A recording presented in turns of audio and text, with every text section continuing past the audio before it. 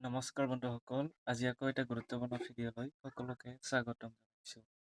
ইতিমধ্যে আপোনালোকৰ FY UGP under Guwahati ইউনিভাৰ্চিটিৰ আণ্ডাৰত যিসকলে এৰিয়াৰ বা বেক লাগিছিল তেওঁলোকৰ এক্সামৰ যি ফৰ্ম ফিলাপ, সেই ফৰ্ম ফিলাপৰ ডেট ইতিমধ্যে দিয়া হৈছে। এইখিনি আপোনালোকে চাই ল'ব। তাৰপিছতে আপোনালোকৰ যি ফৰ্ম ফিলাপ দিয়া হৈছে, এই ফৰ্ম ফিলাপটো আপোনালোকৰ এৰিয়াৰ বেটছ 2024 আৰু 2023ৰ কাৰণে হয়।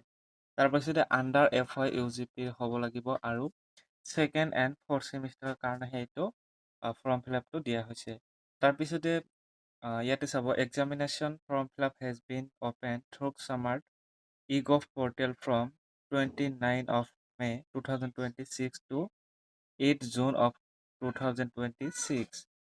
চ' আপোনালোকে মনত ৰাখিব, 29 মে 2026 তাৰিখৰ পৰা 8 জুনলৈকে খোলা থাকিব। এইখিনি আপোনালোকৰ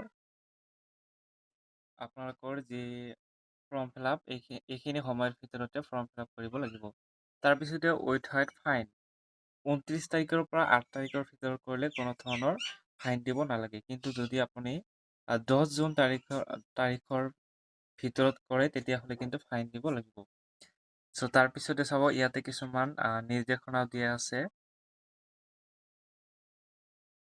এতিয়া আমি আলোচনা কৰিম ফি সম্পৰ্কে, কিমান মাচুল দিব লাগিব সেইটো বিষয়ে আমি আলোচনা কৰিম।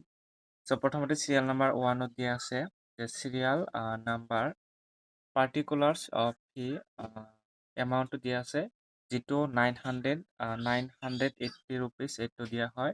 ৰেগুলাৰ এলছ' এৰিয়াৰ কাৰণে একেই হয়। গতিকে আপোনালোকে মনত ৰাখিব, এৰিয়াৰৰ কাৰণে কিমান দিব লাগিব, আপোনালোকৰ 980 দিব লাগিব। যদি আপোনালোকে 29 তাৰিখৰ পৰা 8 জুন তাৰিখৰ ভিতৰত কৰে, আৰু যদি পিছত কৰে 8 তাৰিখৰ পিছত কৰিলে 550 এইটো প্লাছ কৰি দিব লাগিব। অৰ্থাৎ 980 আৰু 550 প্লাছ কৰি যদি দিয়ে তেতিয়াহ'লে এইটো ফাইন হ'ব। ঠিক আছে, গতিকে আপোনালোকে অতি সোনকালেই কৰি ল'ব। তাৰপিছতে যদি আপোনালোকৰ AC, VAC, MDC এইবিলাক আছে, তেতিয়াহ'লে ইয়াৰ কাৰণে এক্সট্ৰা 100 ৰুপি এটা দিব লাগিব। চ' এইখিনি আছিলে আপোনালোকৰ নটিফিকেশ্যনখন।